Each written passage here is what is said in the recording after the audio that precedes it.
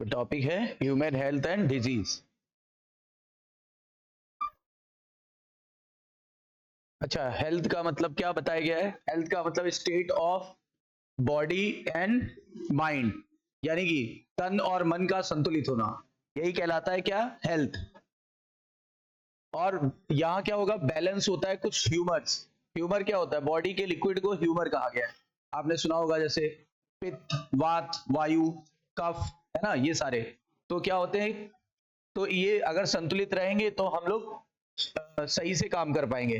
Early Greek thinker जैसे Hippocrates, जिनको father of Indian Ayurveda medicine भी बोलते हैं, इनका भी मानना था कि ये बात सही है। ठीक है। पर्सन विद ब्लैक बाइल, यानी अगर किसी पर्सन के अंदर ब्लैक बाइल का मतलब काला पित्त, अगर काला पित्त पाया गया तो उसको फीवर हो सकता है, इनका भी मानना था। लेकिन ऐसा नहीं है। जब एक स्वस्थ व्यक्ति का टेम्परेचर टेस्ट किया गया, जिसको बुखार नहीं, स्वस्थ व्यक्ति का टेम्परेचर जब टेस्ट किया गया और उसका ब्लड जब सैंपल निकाला गया तो उसके अंदर भी क्या पाया गया? Black bile. इससे क्या पुष्टि होती है कि जरूरी नहीं कि जिसके पास ब्लैक बाइल बढ़ गया हो उसको फीवर होगा। क्या लिखा है? ब्लैक बाइल अगर है तो फीवर होगा। लेकिन ये आइडिया पूरी तरह से केवल थॉट पर आधारित है, सोच पर, मतलब सोच मात्र थी। तो सोच बेटर होती है कि एक्सपेरिमेंट बेटर होते हैं? एक्सपेरिमेंट यानी जो एविडेंस मिले वो बेहतर सबूत देते हैं। तो जब ये डिस्कवरी हुई ब्लड सर्कुलेशन की, किसने करी थी? William Harvey. तो उन्होंने बताया कि जिसका नॉर्मल बॉडी टेम्परेचर है उसके अंदर भी ब्लैक बाइल है। ये देखो, अगर उसके अंदर भी ब्लैक बाइल है। और इन्होंने ये भी बताया कि अगर नॉर्मल टेम्परेचर है तो ये लोग थर्मामीटर से नाप देते हैं। जब थर्मामीटर से नापा तो थर्मामीटर तो गलत बताएगा नहीं। ठीक है, मान लो एक बार थर्मामीटर नहीं होता तो गलती हो सकती थी, लेकिन थर्मामीटर जब था तो गलती नहीं हुई। देखिए क्या लिखा हुआ है, the discovery of blood circulation by the William Harvey using experimental method and the demonstration of normal body temperature in the person with black bile using thermometer disprove the good humour hypothesis. इससे इन्होंने एक निष्कर्ष निकाला कि ये जो good humour वाली जो हाइपोथेसिस है ये गलत है, और सही भी बात है। लेकिन आज भी इंडियन आयुर्वेदा सिस्टम मानता है इस बात को, आज भी मानता है, जो कुछ हद तक सही हो सकती है।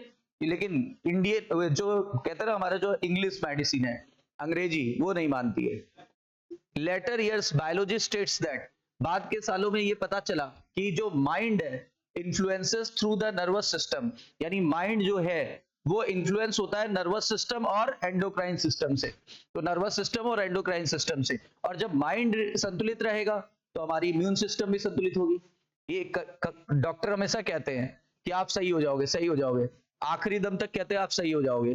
क्यों? क्योंकि माइंड पर आपका पॉजिटिव रिजल्ट जा रहा है कि निगेटिव। अगर पॉजिटिव रिजल्ट जाएगा तो आपकी बॉडी काम करना मतलब कैरी कर सकती है, नॉर्मल फंक्शन करना कैरी कर सकती है। तो इसलिए उनका मानना है कि माइंड जो है नर्वस सिस्टम और एंडोक्राइन सिस्टम से इन्फ्लुएंस होता है, और यही आगे क्या करती है, यही मेंटेन करता है हमारा हेल्थ। ठीक है, hence mind and mental state can affect our health, यानी माइंड और मेंटल अवस्था क्या मेंटेन करती है? हमारी हेल्थ। अब ये हमारी हेल्थ कैसे अफेक्ट हो सकती है? कोई आनुवंशिक रोग हो, यानी जेनेटिक डिसऑर्डर है, ठीक है, जैसे कोई बच्चा है और वो बॉर्न हो रहा है उसी रोग के साथ, जैसे हीमोफीलिया हुआ, अल्फा थैलेसीमिया हुआ, बीटा थैलेसीमिया हुआ, सिकल सेल एनीमिया हुआ, या कोई और भी रोग आपने पढ़े, कलर ब्लाइंडनेस हुआ, ठीक है ना। तो ऐसे बहुत सारे रोग, मस्कुलर डिस्ट्रोफी हुआ। दूसरा हो सकता है कोई संक्रमण, जैसे बैक्टीरिया का इन्फेक्शन हो जाए, या वायरस का इन्फेक्शन हो जाए, या फंजाई का इन्फेक्शन हो जाए, प्रोटोजुअन का इन्फेक्शन हो जाए, किसी हेलमिंथेस का इन्फेक्शन हो जाए। तो और चेंज इन लाइफ स्टाइल के कारण भी हो सकता है। चेंज इन लाइफ स्टाइल का मतलब हो गया, आपको जितना पानी पीना चाहिए उतना आप पी नहीं रहे हो, बॉडी में डिहाइड्रेशन हो जाएगा, किडनी फेल हो जाएगी। आपको ज्यादा पानी पी लोगे, किडनी पे लोड बढ़ जाएगा। ठीक है ना, तो आपको ना तो कम पीना है ना ज्यादा पीना है। कुछ लोग की पानी पीने की जो वो होती है हैबिट बहुत कम होती है, उनको जब एक्सट्रीम प्यास लगेगी तभी वो पीते हैं, तो ऐसा भी नहीं होना चाहिए। कुछ लोग खाना बहुत कम खाना कर देते हैं, तो उससे क्या बॉडी में कमजोरी आ जाती है, बॉडी में रोग होने के चांस बढ़ सकते हैं। अच्छा, कुछ लोग एक्स्ट्रा खा लेते हैं, ओबेसिटी आ जाएगी, मोटापा आ जाएगा, कोलेस्ट्रॉल बढ़ सकता है, यूरिक एसिड बढ़ सकता है, और भी बहुत सारे चेंजेस हो सकते हैं। अब देखिए क्या बोला गया, टर्म हेल्थ फ्रीक्वेंटली, हर कोई यही पूछता है, और हाल चाल क्या है? हाल यानी क्या? हेल्थ। ठीक है, इसका मतलब सिर्फ रोग मुक्त होना ही हेल्थ की पहचान नहीं है, हम पूरी तरह से परफेक्टली फिट हो, कैसे, फिजिकली, मेंटली, सोशली, बिहेवियरली, हर तरह से फिट हो। तो ये बात हम लोग ने पहले भी करी थी, कंप्लीट फिटनेस होना चाहिए, बोला है फिजिकल, मेंटल और सोशल, हर तरह से फिट हो। जब पर्सन हेल्दी होगा तभी तो उसकी काम करने की क्षमता अच्छी होगी, और अगर काम करने की क्षमता अच्छी होगी तो उसकी इकोनॉमिकल प्रॉस्पेरिटी भी बढ़ेगी। और हेल्थ का मतलब आयु का बढ़ना भी तो होता है, अगर हम हेल्दी होंगे तो हमारी आयु लंबी होगी, ठीक है, और उससे क्या हो जाएगा, which reduce इन्फेंटल and mortality rate, maternal mortality rate, यानी आईएमआर और एमएमआर में कमी आएगी। ये बात हम लोग ने पिछले चैप्टर में भी पढ़ा था, आईएमआर और एमएमआर में कमी आती है। कह रहे क्या करें क्या ना करें, ये तो आप सब जानते हो क्या करना चाहिए, बैलेंस डाइट लेना चाहिए, रेगुलर एक्सरसाइज करनी चाहिए, ठीक है ना, रेगुलर चेकअप कराना चाहिए, ठीक है, तो ये सारी चीजें, योगा वगैरह करना चाहिए। योगा से दो चीजें हासिल होती है, फिजिकल और मेंटल हेल्थ दोनों मेंटेन होती है। तो योगा से क्या मेंटेन होता है, फिजिकल हेल्थ की, मेंटल हेल्थ की, दोनों, तो दोनों मेंटेन होता है, ठीक है। जैसे वैक्सीनेशन समय समय पर लेना चाहिए, जैसे अभी कोरोना हुआ था तो हम लोग ने वैक्सीन ली थी, तो ये सारी चीजें, कोई इन्फेक्टियस डिजीज हो गई है तो उसको फैलने से रोकना है, जैसे हम लोग ने मास्क भी लगाया था, हम लोगों ने सैनिटाइजेशन पर भी ध्यान दिया था, तो ये सारी चीजें, तभी गुड हेल्थ मेंटेन हो पाएगी। अब इन्होंने क्या बोला, इन्होंने बोला कि डिजीज क्या होती है, अगर कोई नॉर्मल बॉडी फंक्शन काम ना कर पा रहा हो तो ये रोग हो गया, मतलब जो काम आपकी किडनी को करना है या हार्ट को करना है, अगर वो काम सुचारू रूप से ना कर पाए तो ये क्या हो गया, यानी वो डिजीज हो गया ना। आप बताइए, अगर हार्ट काम करना बंद कर दे तो क्या हो गया, हार्ट डिजीज, किडनी काम कर दिया तो क्या, किडनी डिजीज, लीवर ने काम करना बंद कर दिया, लीवर डिजीज, ठीक है ना, आपके सलेवरी ग्लैंड ने लार बनाना बंद कर दिया तो फिर क्या होगा, यानी सलेवरी ग्लैंड डिजीज, तो स्किन पे ईचिंग होने लगी आपको तो स्किन डिजीज, तो ऐसे डिजीज तो बहुत सारे प्रकार की हो सकती है, लेकिन मेनली दो भागों में क्लासिफाई किया गया है, इन्फेक्टियस और नॉन इन्फेक्टियस, यानी दो तरह की होती है। और डिजीज जो होती है अगर आसानी से फैल गई तो बोलते हैं इन्फेक्टियस, और अगर नहीं फैली तो नॉन इन्फेक्टियस। जैसे कैंसर क्या है, हाँ, फैटल बट नॉन इन्फेक्टियस, ठीक है ना, जबकि एड्स और या एचआईवी क्या है, हाँ, और वो भी बहुत ज्यादा फैटल, ठीक है ना, बहुत ज्यादा फैटल है, ये लिखा है एड्स आर फैटल और इन्फेक्शन से फैलेगा, जबकि लास्ट में ये लिखा हुआ है non infectious disease are cancer major cause of death. ये भी लाइन पूछी गई कि सबसे मेजर कॉज क्या है, ये नॉन इन्फेक्टियस में। ड्रग और अल्कोहल भी एडवर्स इफेक्ट कर सकते हैं। फिर पहले बोला गया है कि पैथोजन क्या होते हैं, पैथोजन वो होते हैं जो माइक्रोब्स बोल सकते हैं इनको, ज्यादातर माइक्रोब्स पैथोजेनिक होते हैं, जैसे बैक्टीरिया हुआ, वायरस हुआ, जैसे अभी बोला था फंजाई, प्रोटोजोअन्स भी बोला था, बहुत सारे वॉर्म यानी हेलमिंथीज भी हो सकते हैं, ये सारे जो है इंसानों में रोग फैलाते हैं। और क्योंकि हम लोग पढ़ रहे हैं ना ह्यूमन हेल्थ एंड डिजीज, तो इंसानों की ही बात करनी है। रोग फैलाने वाले माइक्रो ऑर्गेनिजम्स को पैथोजेंस कह सकते हैं, ठीक है। तो पैथोजेंस क्या होते हैं, मोस्टली पैरासाइट होते हैं, और पैरासाइट होते हैं तो पैथोजेनिक भी होंगे, पैरासाइट भी है पैथोजेनिक भी है। और ज्यादातर आपको पता है कि जो एंडो पैरासाइट होते हैं उसमें हुक और क्या पाया जाता है, सकर, हुक और सकर।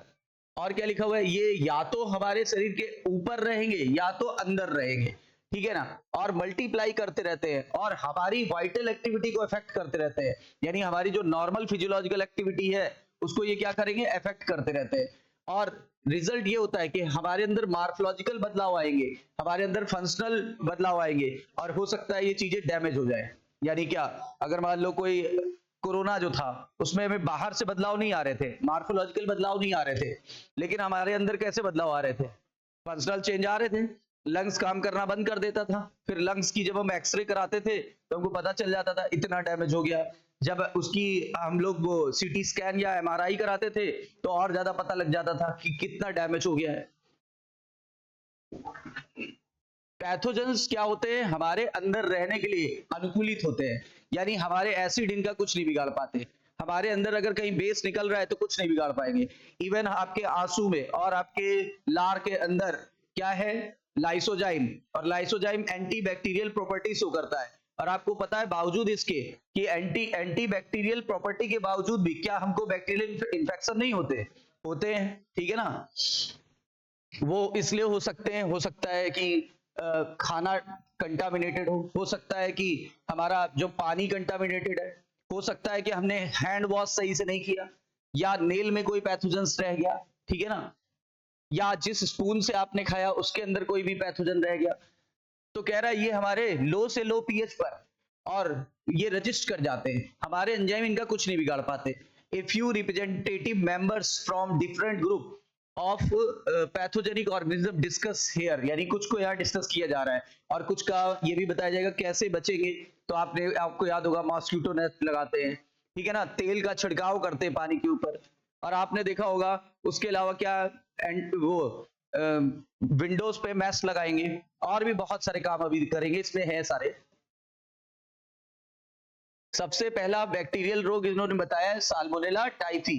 तो साल्मोनेला टाइफी पैथोजेनिक होता है, और ये किससे फैलता है? साल्मोनेला टाइफी के दो है, एक साल्मोनेला टाइफी, एक साल्मोनेला पैराटाइफी। एनसीईआरटी में एक ही दिया हुआ है, लेकिन दोनों याद रखिए, एक बार आ गया था साल्मोनेला पैराटाइफी, ठीक है। ये पैथोजेनिक होता है और ये टाइफाइड फीवर फैलाता है, और ये पैथोजन कहाँ पे चला जाता है? स्मॉल इंटेस्टाइन में। और स्मॉल इंटेस्टाइन तक पहुंचा कैसे? एक ही वे है, माउथ से। और माउथ से हम दो ही चीजें लेते हैं, या तो फूड या तो वाटर। तो यानी क्या? Through the food and water. और कह रहा है ऐसा वाटर या फूड जो कंटामिनेटेड हो और वहां से माइग्रेट करके दूसरे ऑर्गन में चला जाता है थ्रू द ब्लड। इसका रिजल्ट क्या होगा? अब ये वहां मल्टीप्लाई करेगा और निकालता है बहुत सारे पैथोजेनिक टॉक्सिक। ये टॉक्सिक की वजह से हमें हाई फीवर हो जाता है, और ये लिख के पूछा गया है कितने डिग्री का? 39 टू 40। तो 39 टू 40 डिग्री सेल्सियस, मतलब अगर हम फॉरेनहाइट में देखें तो ये 105 106 डिग्री फॉरेनहाइट तक पहुंच जाएगा। यानी कि आपको पता है इतने हाई फीवर पर डेथ भी हो सकती है। और लिखा हुआ है क्या क्या मेन इसके सिम्टम है? स्टोमक पेन होगा, यानी कि पेट में दर्द, कॉन्स्टिपेशन यानी कब्ज हो जाएगी, सर दर्द बना रहेगा, और क्या? भूख में कमी आएगी। क्यों? स्मॉल इंटेस्टाइन में क्या छेद कर देते हैं, स्मॉल इंटेस्टाइन में होल क्रिएट कर देते हैं। होल क्रिएट हो जाने के कारण ही क्या होगा? भूख लगेगी कि नहीं लगेगी? नहीं लगेगी। और पेट में दर्द बना रहेगा, कॉन्स्टिपेशन हो जाएगा। क्यों कॉन्स्टिपेशन हो जाएगा? क्योंकि पेट में खाना रुका रहेगा और पचेगा नहीं, और जब खाना वहां रुकेगा, सड़ेगा, तो क्या होगा? आपका खाने की इच्छा नहीं होगी, ठीक है। Constipation, headache, loss of appetite, मतलब खाने की इच्छा मर जाना।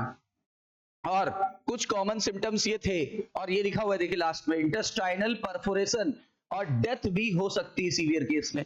और अगर किसी को टाइफाइड ऑब्वियसली होता ही रहता है, तो अगर आप में से किसी को हुआ हो तो उसके सिम्टम आप बेटर जानते ही होंगे कि टाइफाइड जो है कितना खतरनाक है। तो इंटेस्टाइनल परफोरेशन और डेथ भी हो सकती है अगर टाइमली इलाज नहीं किया गया। टाइफाइड को कंफर्म करने के लिए डॉक्टर विडाल टेस्ट लिखते हैं। तो Widal test is the confirmatory test, और ये पहली बार जो हुआ था, ये हुआ था मैरी मेलन नाम की कुक को, और इसीलिए उसका निक नेम दिया गया टाइफाइड मैरी। जो खाना वो बनाती थी उसी के थ्रू फैल जाता था, यानी she was a carrier of typhoid. वो कैरियर थी, जो खाना बनाती थी उसी से कंटिन्यूअस स्प्रेड होना, मतलब फैल गया। अगला रोग है निमोनिया, स्ट्रिप्टोकोकस निमोनी, और हीमोफिलस इन्फ्लुएंजा से फैलता है। यानी स्ट्रिप्टोकोकस निमोनी और हीमोफिलस इन्फ्लुएंजा से फैलता है, और ये निमोनिया कॉज कर देता है। न्यूमो का मतलब होता है एयर, अगर कहीं हड्डियों में हवा भरी होती है तो हम क्या बोलते हैं? Pneumatic bone. इसी तरह अगर मान लो कहीं पे हवा की बात चले तो न्यूमो वर्ड लगा देते हैं, तो यहाँ पे भी न्यूमोनिया बोला गया है। ये देखिए एयर फिल्ड कैविटी के अंदर रहता है, यानी इसके पैथोजेंस कहाँ रहते हैं? यानी इन्फेक्ट करते हैं एल्विलाई को, और एल्विलाई में क्या भरी रहती है? एयर, इसीलिए वर्ड दिया निमोनिया। और ये कॉमन होता है काफी बच्चों में, ऐसा नहीं कि बड़ों में नहीं होता, बट मैंने क्या बोला, कॉमन होता है। फिर लिखा हुआ है इसका इन्फेक्शन जब होगा तो एल्विलाई के अंदर लिक्विड आ जाएगा, यानी समझो मवाद टाइप का बन जाएगा। क्योंकि अगर कहीं भी पैथोजन इन्फेक्शन पहुंचाते हैं तो अपनी जनसंख्या बढ़ाते हैं और हमारी सेल डैमेज होगी। जब हमारी सेल डैमेज होगी तो कूड़ा कचरा बनेगा, और सेल जब डैमेज होगी, कूड़ा कचरा जो बनेगा उसी को बोलते हैं क्या? पस। तो ये क्या होगा? सीवियर प्रॉब्लम कॉज कर सकती है, किसमें? रेस्पिरेशन में, ठीक है। सिम्टम्स क्या होता है? फीवर, चिल यानी ठंडक, ठंड लगना, कफ, हेडेक, ये मेन सिम्टम्स है। और एक्सट्रीम केसेस में जो लिप्स और नेल है वो पहले कैसे होते हैं? ग्रे, और बाद में क्या हो जाते हैं? ब्लू। क्यों? ऑक्सीजन की कमी हो गई, क्योंकि गैसेस एक्सचेंज हो नहीं पाएगा, एल्विलाई डैमेज हो गई है, गैसेस एक्सचेंज कर नहीं पाएगी, तो इस वजह से पहले क्या होगा, ग्रे दिखाई देगा और बाद में ब्लू हो जाएगा। और आपको पता है ब्लू हो गया मतलब ऑक्सीजन में की कमी हो गई। हेल्दी पर्सन को ये इन्फेक्शन कैसे होता है, किसी ने छींक दिया तो क्या हुआ, आपने देखा होगा कि जब हम लोग छोटे थे तो एक गुड मैनर्स बोलते थे कि छींकने से पहले एटलीस्ट आप हाथ तो रख ही ले, अगर हैंकी है तो अच्छी बात है, नहीं है तो हाथ तो रखना ही चाहिए। और होता क्या है, जैसे ये जो कोरोना डिजीज थी ये कैसे स्प्रेड होती थी, तो corona disease air to air वो होती थी इनफैक्ट, तो उसमें भी मास्क लगाते थे, है ना, दोनों पर्सन को मास्क लगाना था कि एक से जो एरोसोल है वो ना निकले और दूसरे के अंदर प्रवेश ना करे। तो वही लिखा है ड्रॉपलेट मेथड या एरोसोल मेथड, ड्रॉपलेट या एरोसोल मेथड, ठीक है। और शेयरिंग ग्लास, यानी कि कोई ग्लास आपने शेयर कर लिया, जिस ग्लास से आपने पानी पिया उसी से किसी और ने पी लिया। यूटेंसिल्स, यानी कोई बर्तन में से शेयर कर लिया आपने, खाना खा लिया, तो इन्फेक्टेड पर्सन से स्प्रेड हो जाएगा। डिसेंट्री, प्लेग और डिप्थीरिया, ये भी कुछ रोग है जो बैक्टीरिया से फैलते हैं। डिसेंट्री साइगेला से फैलता है, डिसेंट्री किससे फैलता है, और प्लेग अर्सिनिया पेस्टिस या पास्चुरेला पेस्टिस, और डिप्थीरिया कॉर्नी बैक्टीरियम डिप्थरी से फैलता है, ठीक है ना। अब आ गए हम लोग वायरल डिजीज पे। वायरल डिजीज जो होती है ये भी ह्यूमन बीइंग को होगी। सबसे कॉमन वायरस है जो सबको इन्फेक्ट कर चुका है और उसका नाम था कॉमन कोल्ड। कॉमन कोल्ड का वायरस को बोलते क्या, राइनो वायरस, तो राइनो वायरस होता है।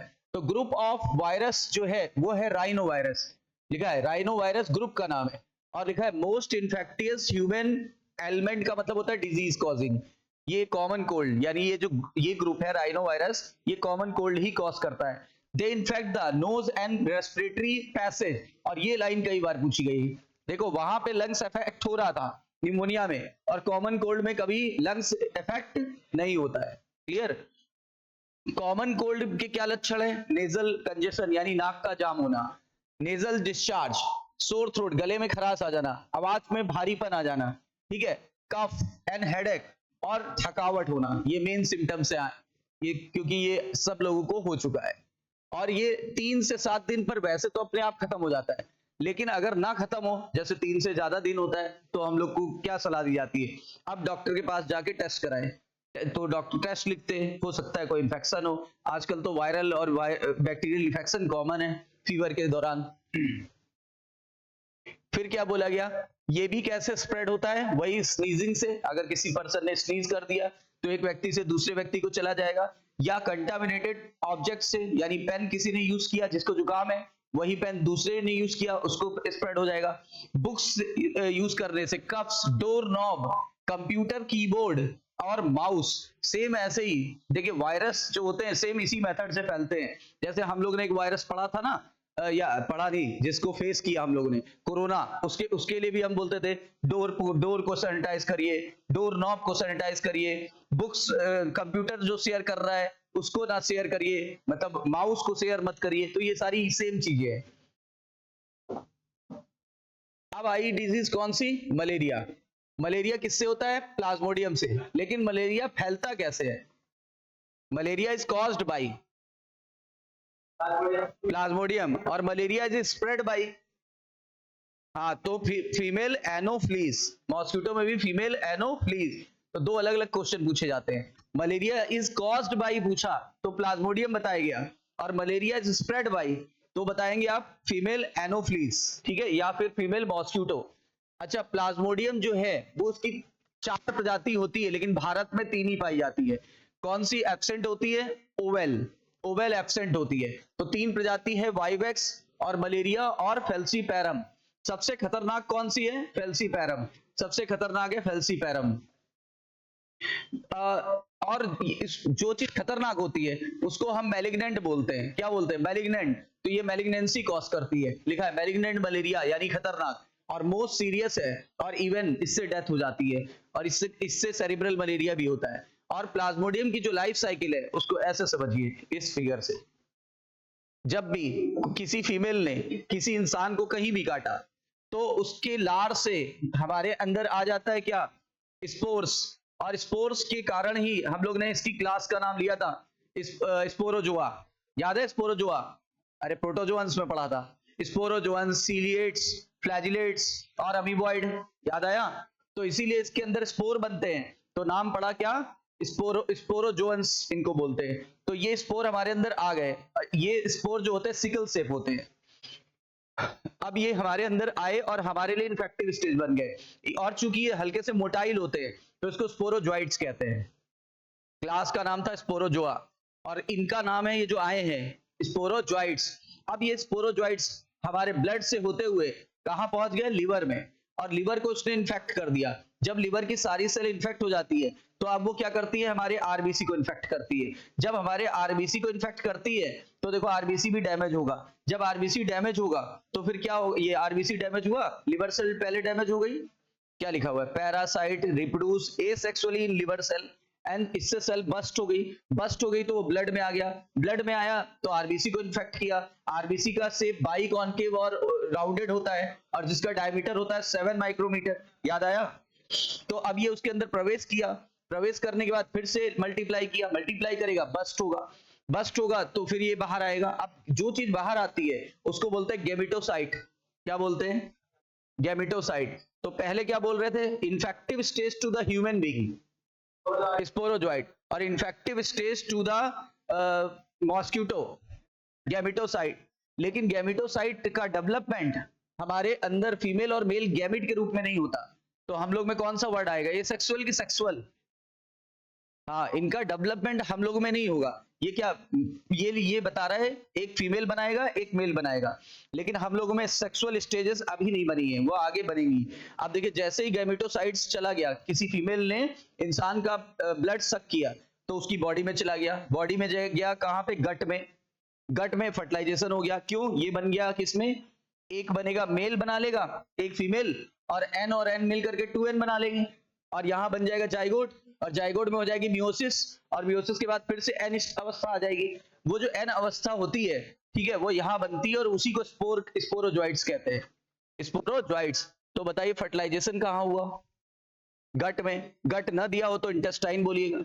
अच्छा, उसके बाद क्या हुआ? ये जो आ गया कहां पे आया? सलेवरी ग्लैंड में, और सलेवरी ग्लैंड में जाकर के स्टोर हो गया। और जब जब ये किसी स्वस्थ व्यक्ति को दोबारा काटेगी तो ये अपना लार उड़ेलती है, क्योंकि लार के साथ एंटीकोगुलेंट्स भी आ जाता है। एंटीकोगुलेंट्स क्या होते हैं? जो ब्लड को जमने से रोकते हैं। तो अगर लार नहीं ड्रॉप करती हमारे ब्लड में तो ये हमारा खून जो है वो जम जाता, फिर ये सक नहीं कर पाते, और हमारा खून इनका मील नहीं है। मतलब ये क्या है? अगर हम देखें तो ये पैरासाइट नहीं है, देखा जाए डायरेक्टली ये वेक्टर है, पैरासाइट नहीं। पैरासाइट तो प्लाज्मोडियम है। तो यानी ये हमारा ब्लड क्यों सक करती है? क्योंकि हमारी प्रोटीन इनके ओव्यूलेशन के लिए बहुत जरूरी है, या ओवी पोजीशन के लिए बहुत जरूरी है। तो ये दोनों अवस्थाएं मैंने आपको बता दिया, यही इसमें लिखा हुआ है। अब आगे, एंटमीबा हिस्टोलिटिका। एंटमीबा हिस्टोलिटिका से होती है अमीबी पेचिस, यानी अमीबी डिसेंट्री। और एंटमीबा हिस्टोलिटिका जो होता है वो लार्ज इंटेस्टाइन में रहता है, जबकि अभी बात हो रही थी कहाँ की? स्मॉल इंटेस्टाइन की। टाइफाइड का कहाँ रहता था? हाँ, और ज्यादातर के स्मॉल इंटेस्टाइन में ही रहते हैं, लेकिन ये स्पेशली कहाँ रहता है? लार्ज इंटेस्टाइन में, और इससे होती है अमीबी पेचिस यानी अमीबियासिस या अमीबी डिसेंट्री। और सिम्टम क्या है? कॉन्स्टिपेशन। याद करिए, भी हमारे टाइफाइड में भी कॉन्स्टिपेशन वर्ड आया था।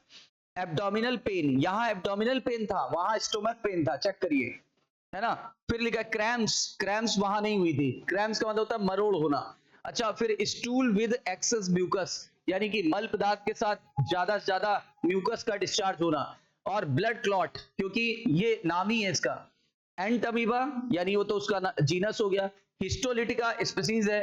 हिस्टो मतलब क्या होता है? टिश्यू। लिटिका मतलब क्या होता है? तोड़ देने वाला। ये हमारे टिश्यू को ही तोड़ देता है। अब टिश्यू टूटेगा तो ब्लीडिंग तो होगी होगी, तो ब्लड क्लॉट आ गया। इसको स्प्रेड किसने किया?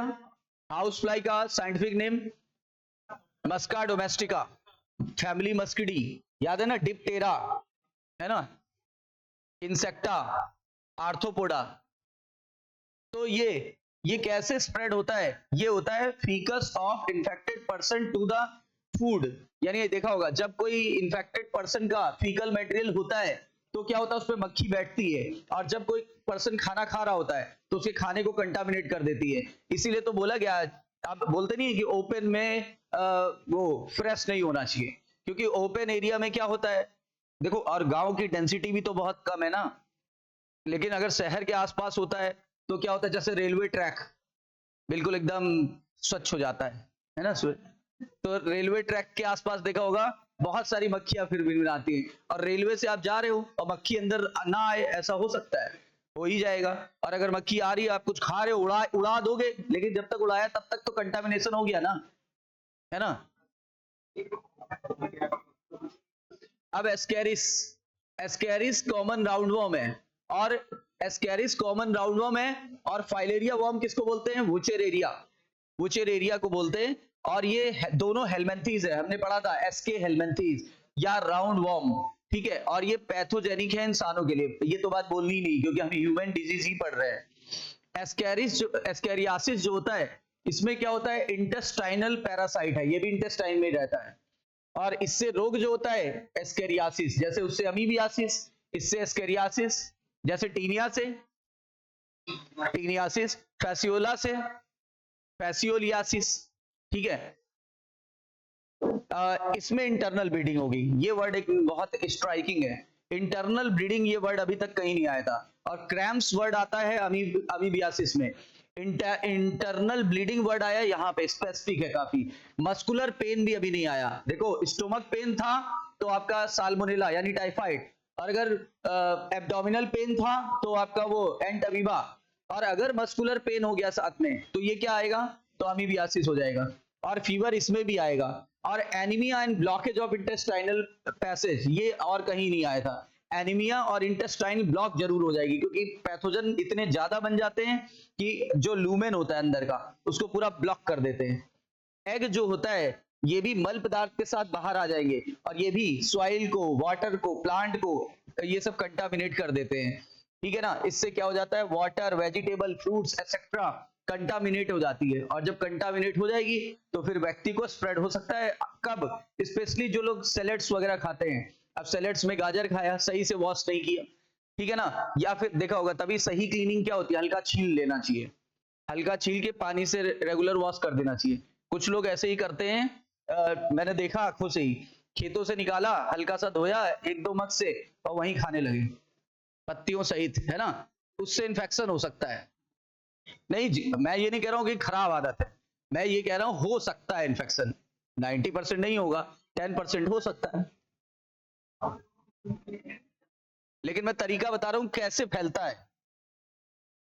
अब वुचेरेरिया बैनक्रॉफ्टी, वुचेरेरिया मलई, दो थे, वुचेरेरिया बैनक्रॉफ्टी और वुचेरेरिया मलई, इन दोनों को फाइलेरिया वॉर्म बोलते हैं, और इससे होता है फाइलेरियासिस, फाइलेरियासिस या फिर एलिफेंटियासिस, क्योंकि पैर बिल्कुल एलिफेंट जैसा सूज जाता है, ये पैर इतना ज्यादा सूज गया, बिल्कुल एलिफेंट जैसा, देखो लुक आ गया, इसीलिए इसको बोलते हैं एलिफेंटियासिस। और इसके पैथोजन हमारे ऑर्गन में सीवियर इन्फ्लेमेशन करते हैं, स्पेशली लोअर लिम्ब के लिम्ब वेसल्स में। देखिए क्या लिखा है, बहुत स्लो ग्रो करता है, मतलब किसी को अगर इन्फेक्शन हो भी गया तो कई वर्ष तो पता ही नहीं चलेगा। क्या लिखा हुआ है, filariasis worm cause slowly developing chronic inflammation, मतलब काफी स्लो डेवलप होगा और क्रॉनिक इन्फ्लेमेशन कॉज करेगा। अभी देखिए यहां पर भी एक स्ट्राइकिंग पॉइंट है, क्रॉनिक इन्फ्लेमेशन, ये वर्ड अभी कहीं नहीं पढ़ा है। और दूसरा स्लोली डेवलप, ये भी नहीं आपने कहीं पढ़ा, यानी ये कई वर्षों तक रहेगा, लिखा है मैनी ईयर्स तक रहेगा। और कहां रहता है, यूजुअली लोअर लिम्ब के लिम्फेटिक वेसल्स में, यानी लोअर लिम्ब में कि अपर लिम्ब में। हाँ, तभी तो बोला गया ना हाथी पांव, ये नहीं बोला गया हाथी हाथ, है ना, तो इसीलिए एलिफेंटियासिस बोला गया। और यह, और इसको फाइलेरिया वॉर्म बोलते हैं, इसीलिए वर्ड पड़ा फाइलेरियासिस, ठीक है। और जेनाइटल ऑर्गन्स भी जनरली अफेक्टेड हो जाते हैं, जनरली मतलब ऑफन लिखा हुआ अक्सर, तो अक्सर अफेक्टेड हो जाते हैं, जिससे जो ग्रॉस डिफॉर्मेलिटीज का मतलब हो गया आकार बिगड़ जाता है। अब अगर आकार बिगड़ गया तो यानी स्टेरिलिटी आ सकती है, स्पर्म प्रोडक्शन रुक सकता है, या और भी समस्याएं क्रिएट हो सकती है। पैथोजन जो होता है वो हेल्दी पर्सन से दूसरे पर्सन को कैसे फैलेगा, फीमेल क्यूलेक्स से, तो यहाँ पे फीमेल क्यूलेक्स ना लिख करके फीमेल मॉस्किटो वेक्टर बोला है, कोई दिक्कत नहीं। अच्छा, स्कैरिस का वेक्टर क्या होता है, नो वेक्टर, क्योंकि वो तो डायरेक्ट कंटामिनेट, मैंने बोला नहीं, मल पदार्थ से सब्जियों में चला गया, किसी वाटर पे चला गया, डायरेक्टली स्प्रेड हो जाता है मिट्टी से। अब बहुत सारी फंगल डिजीज भी होती है जो खतरनाक होती हैं। सबसे कॉमन है रिंग वॉर्म, यानी दांत खाद खुजली। तो many of fungi belongs to the, इसके लिए याद रखिए MET, MET, M for microsporum, E for epidermophyton और T फॉर ट्राइकोफाइटॉन। और ये सबसे कॉमन रोग होता है रिंग वॉर्म। और लिखा हुआ है most common infectious disease in the man, appearance of dry scaly lesson. आपने देखा होगा जब भी कभी दांत खाद खुजली होती है तो ड्राई एरिया आ जाता है, हल्के हल्के दाने आ जाते हैं और खुजली बहुत ज्यादा होती है। तो क्या लिखा है, ड्राई स्केली लेसन का मतलब होता है छोटे छोटे दाने होते हैं जिसमें दर्द होता है और घाव जैसा हो जाता है। और ये स्पेशली स्किन पे होगा, नेल्स पे होता है और स्कैल्प रीजन में हो जाएगा। और ये इसके मेन सिम्टम्स हैं जो अभी बताया मैंने आपको, यानी dry scaly lesson is the main symptoms of ringworm. ये लेसन्स जो होते हैं इसमें बाद में बहुत ज्यादा इंटेंस ईचिंग होने लगती है। और आपको पता है फंजाई के लिए फेवरेबल कंडीशन क्या है, फंजाई कब ग्रो करते हैं, जब मॉइस्चर मिले और क्या मिले, हीट। तो ये लिखा हुआ है heat and moisture help to grow them and thrive in the skin fold and especially in groin and between the toes। यानी ग्रोइन रीजन ये वाला है, ये जांग वाला रीजन होता है, इसको बोलते हैं ग्रोइन। और टोज यानी पैरों की उंगलियां, फिंगर पोर्स, ये पैरों की उंगलियों को टोज बोलते हैं। क्योंकि पैरों में सॉक्स पहनते हैं, तो सॉक्स पहनते गर्मियों में क्या एयर पास नहीं होती, एयर पास नहीं होगी, हीट हो जाते हैं गर्मियों में, देखा होगा पैर। और पसीना भी निकलता है, तो पसीना निकला, हीट निकला, हो गया इसका वो survival. Ring are generally acquired from the soil और बाय यूजिंग टॉयल। और रिंग वॉर्म कैसे फैलता है, वो संक्रमित व्यक्ति का टॉवल यूज कर लेने से, संक्रमित व्यक्ति की क्लॉथ यूज कर लेने से, ठीक है ना, ये लिखा हुआ है। उसकी कॉम्ब यूज कर लेने से, यानी अगर किसी को रिंग वॉर्म है तो कॉम्ब भी यूज नहीं करना चाहिए, सेपरेट होना चाहिए। फिर लिखा हुआ है और इंडिविजुअल से तो हो ही सकता है डायरेक्टली, क्या करना चाहिए, पब्लिक हाइजीन पर ध्यान देना चाहिए कि पर्सनल की दोनों पर। भाई पब्लिक हाइजीन का मतलब है आप कहीं पब्लिक प्लेस पे हो, ट्रेन में या एरोप्लेन पे हैं, वो तो हो गया आपका पब्लिक हाइजीन। और आप पर्सनल यानी घर पे अपने ध्यान नहीं दे रहे हैं तो भी रोग हो जाएगा। तो दोनों हाइजीन आपको मेंटेन करना इंपॉर्टेंट है, तभी आप इन इन्फेक्टियस डिजीज को कंट्रोल कर पाओगे। और लिखा है पर्सन को हाइजीन पे ध्यान देना चाहिए, क्या, जैसे बॉडी क्लीन करनी चाहिए, consumption of clean drinking water, देखा होगा घर पे आरओ लगा लेते हैं, कॉमर्शियल प्लेसेस पे आरओ लगाते हैं, तो क्यों, ताकि स्वच्छ पानी मिले। और क्या, फूड और वेजिटेबल और फ्रूट इनको प्रॉपरली वॉश करके ही खाना चाहिए। पब्लिक हाइजीन के में प्रॉपर डिस्पोजेबल वेस्ट और एक्सक्रीटा, यानी कि जहां पे मल पदार्थ है, जहां पे एक्सक्रीटा है यानी यूरिन है, उन सब की रेगुलर क्लीनिंग होनी चाहिए। Periodic cleaning, disinfection of the water reservoir, यानी कि जहां पानी इकट्ठा हो रहा है उसको वहां पे कुछ केमिकल्स छिड़कने चाहिए जिससे पानी में जो पैथोजन है वो मर सके। अब क्या बोला गया, यानी टैंक और सेसपूल का मतलब होता है जो पशुओं के खाने के लिए नाद होती ना, नाद, अरे सेसपूल नहीं होता, तो पशुओं के खाने की उसकी भी रेगुलर सफाई करनी चाहिए, है ना। और उसके बाद टैंक वगैरह अपने घर पे जो टैंक लगे उनकी भी रेगुलर क्लीनिंग होनी चाहिए, ठीक है। तो ये पब्लिक कैटरिंग पर भी ध्यान देना चाहिए। पब्लिक कैटरिंग का मतलब हो गया जो वो होते रेडी वाले, तो वो क्या होते किनारे, देखा होगा डब्बा होता है फिर भी लोग उसमें फेंकते नहीं, कोई भी चीज खा के सड़क पे डाल देते हैं, अब उसमें मक्खियां भिनभिनाती रहती हैं, फिर गर्मियों में इसीलिए देखो बहुत सारे रोग फैलने लगते हैं, मेन कारण ये है। तो these major are particularly essential where the infectious agents are transmitted through the food and water। कह रहा है ये तब जरूरी हो जाता है जहां खाने और पानी से संबंधित बात होती है। अब अच्छा, आप कितने ऐसे वो हैं रेडी वाले जो फूड आपको खिलाते हैं और मिनरल वाटर पिला देते हैं, एक भी नहीं। वो आपकी पर्सनल चॉइस है कि आप पी लो, वो आपकी पर्सनल चॉइस है, राइट। तो वही कह रहे हैं कि फूड के साथ साथ वाटर भी आपको मेंटेन करना पड़ेगा। और तब जाके ये तीन रोग कौन कौन से, टाइफाइड, अमीबियासिस और एस्केरियासिस को कंट्रोल कर पाएंगे, ठीक है। तो यहां से एक क्वेश्चन आ सकता है कि बताइए फूड एंड वाटर बॉर्न रोग कौन कौन से हैं, ये तीन डायरेक्ट दिया हुआ है। और पूछा जाएगा एयरबॉर्न कौन सी है, एयरबॉर्न है निमोनिया, कॉमन कोल्ड, ठीक है ना, ये सारे निमोनिया एंड कॉमन कोल्ड। इनको कंट्रोल करने के लिए क्या करना पड़ेगा, भाई एयरबॉर्न है तो मास्क लगाना पड़ेगा, संक्रमित व्यक्ति से डिस्टेंस बनानी पड़ेगी,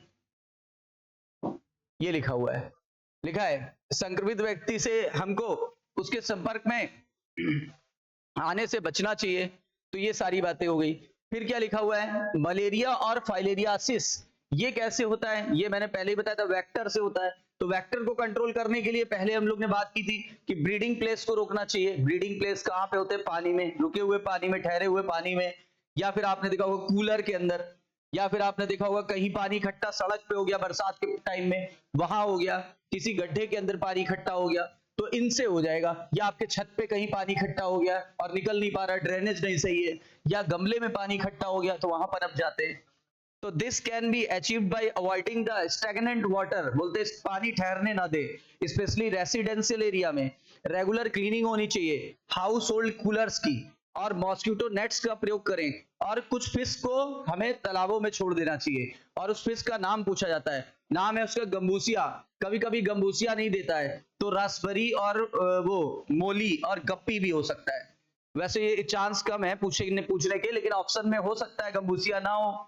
जैसे इस बार भी तो एक क्वेश्चन आउट ऑफ सिलेबस आया था, है ना, वो ऑटोइम्यून डिजीज वाला, उसके ऑप्शंस बाहर के थे कि नहीं थे, इसी के चैप्टर से था, लेकिन है ही नहीं, कहीं दिया ही नहीं है। ऑटोइम्यून डिजीज दिया है बस उसमें रूमेटाइड आर्थराइटिस के अलावा कुछ नहीं दिया।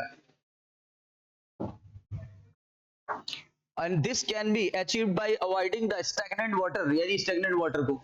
तो गंबूसिया, मोली, MOLLY मोली, ठीक है, गप्पी, GUPPY गप्पी, और रासबोरा, RASBORA रासबोरा। तो ये 4 केस याद रखिए क्योंकि सबसे पॉपुलर यही केस है, आएगा भी तो इसके बाहर कभी नहीं आया। तो मॉस्किटो लार्वा को कहीं पर ये फिश क्या करती है, पॉन्ड में उपस्थित मॉस्किटो लार्वा को खा जाती हैं, और इसके बावजूद हम इंसेक्टिसाइड छिड़क सकते हैं, ठीक है, ड्रेनेज एरिया के पास, या स्वैम्पी एरिया का मतलब होता है जहां पे वो कीचड़ है उस जगह पर। इसके अलावा डोर और मॉस्किटो वायर मैश का इस्तेमाल कर सकते हैं एंट्री ऑफ मॉस्किटो को रोकने के लिए। और सबसे इंपॉर्टेंट चीज है कि वेक्टर बॉर्न डिजीज, जैसे आपके एडीज हो गया, एडीज से डेंगू, चिकनगुनिया और येलो फीवर होता है, तो उनको हम कंट्रोल करें, ये लिखा हुआ है, डेंगू चिकनगुनिया, और 2 तो ऐड भी हो गए ना, डेंगू और चिकनगुनिया। तो the advancement in the biological science have armed us to effectively deal with many infectious disease, यानी कि बायोलॉजिकल साइंस में बहुत सारे रोग ऐसे नए नए नजर आ रहे हैं जो अभी हमने सुने ही नहीं है। तो यूज ऑफ वैक्सीन, हमें वैक्सीन लेना पड़ेगा, इम्यूनाइजेशन प्रोग्राम्स बनाने पड़ेंगे, यानी देखा नहीं था कि इस जगह लग रहा है टीका, इस जगह लग रहा है, आपको यहाँ जाके लगवाना है, अगर किसी के पास बिल्कुल टाइम नहीं तो प्राइवेट संस्था में भी लगने लगा था। तो ये सारे इम्यूनाइजेशन प्रोग्राम के तहत चलाते हैं। या देखा होगा बच्चों को घर घर जाके पल्स पोलियो की ड्रॉप देना, ये सब इम्यूनाइजेशन प्रोग्राम है। और लिखा हुआ है इससे क्या होता है, हम कंप्लीटली इरेडिकेट कर सकेंगे वो भी भयंकर से भयंकर रोग को। जैसे स्मॉल पॉक्स को हमने पूरी तरह से कंप्लीटली इरेडिकेट कर लिया है। स्मॉल पॉक्स किसको बोलते हैं, यानी क्या, छोटी चेचक, सुना है, जिसको छोटी माता भी गांव पे बोलते हैं, तो वो होता है छोटी चेचक, वो पूरी तरह से इरेडिकेट है। पोलियो पूरी तरह से भारत से मुक्त हो चुका है, WHO ने चलाया था इस प्रोग्राम को। Large number of infectious disease जैसे polio, diphtheria, pneumonia, tetanus has been, देखो लिखा है बीन कंट्रोल्ड, यानी पूछा जा सकता है यहां से क्वेश्चन, निम्नलिखित में से कौन सा रोग पूरी तरह से अभी कंट्रोल में है। पोलियो कंट्रोल में आ गया है भारत में, डिप्थीरिया DPT का टीका लगाते हैं बच्चों को, डिप्थीरिया, पर्ट्यूसिस और टिटनेस, ठीक है ना। निमोनिया आजकल कहाँ होता है बच्चों को, बहुत कम चांस है, टीका लग जाता है इसका। टिटनेस DPT के टीके में टी आया था, और हम लोग को जब भी कभी गिरते हैं या कट लग जाता है रस्टिंग से, तो हम लोग क्या करते हैं, टीटबैक का इंजेक्शन ले लेते 6 महीने के लिए। तो ये सारे कंट्रोल्ड हैं। और बायोटेक्नोलॉजी से आजकल बहुत सारी हम लोग वो बना रहे हैं वैक्सीन, ये लिखा है सेफर वैक्सीन बना रहे हैं, लास्ट में वो लिखा है, लास्ट से ऊपर वाली लाइन, और बोला गया है डिस्कवरी ऑफ एंटीबायोटिक, एंटीबायोटिक बहुत सारी नई नई खोजी जा रही है, अदर ड्रग्स खोजे जा रहे हैं जो कि क्या होता है, डेडली से डेडली डिजीज या इन्फेक्टियस से इन्फेक्टियस डिजीज को कंट्रोल कर ले रहे हैं। तो मेडिकल साइंस ने जैसे जैसे तरक्की की है वैसे वैसे ये चीज कंट्रोल भी हो रही है। अच्छा, इम्यूनिटी क्या होती है, बोलते हैं हम में से बहुत सारे ऐसे लोग हैं जो डेली संपर्क में आते हैं पैथोजेंस के, लेकिन बहुत कम ही बीमार पड़ते हैं। कारण क्या है? 100 लोग की अगर हम एनालिसिस करें तो 90 लोग बीमार क्यों नहीं पड़ते? क्योंकि उनकी बॉडी की इम्यूनिटी या तो स्ट्रांग है, अच्छी है, या वो अच्छी हेल्थ को मेंटेन करके चल रहे हैं। 10 लोग जो बीमार हो रहे हैं उनकी बॉडी का जो प्रतिरोधक क्षमता है यानी इम्यून पावर वो कम है, इसलिए वो उनको इन्फेक्शन हो जाता है। आपने सुना भी होगा शहरों के लोग, गांव के बच्चे मिट्टी में रहते हैं, मिट्टी में खेलते हैं, गांव के बच्चे खेत तक चले जाते हैं बिना चप्पल पहने, बिना कुछ करे, और वहीं खाना भी खा लेते हैं, वही बस बिना सोप से धुले हुए। देखना यहाँ पे भी मैं आपको जहां तारीफ की बात है वहां तारीफ की बात बताऊंगा। तो वहां क्या है, पैथोजेंस के संपर्क में आ रहे हैं, पैथोजेंस के संपर्क में आने से उनकी बॉडी की प्रतिरोधक क्षमता बढ़ गई।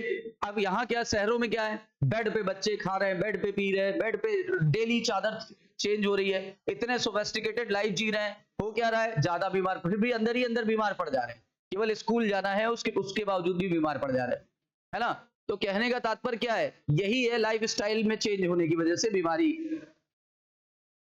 और इसीलिए मेट्रो सिटीज में सबसे ज्यादा बीमार हो रहे हैं, क्योंकि मेट्रो में क्या, चलो जिसका अपना घर है वो तो बड़े जगह घूम भी रहा है, रह भी रहा है, और जो लोग फ्लैट में रहते हैं, मुंबई जैसी सिटी में जहां 1 BHK फ्लैट की कीमत मिनिमम अगर बताए जो बहुत सस्ती मानोगे, कम से कम 1 CR होगी।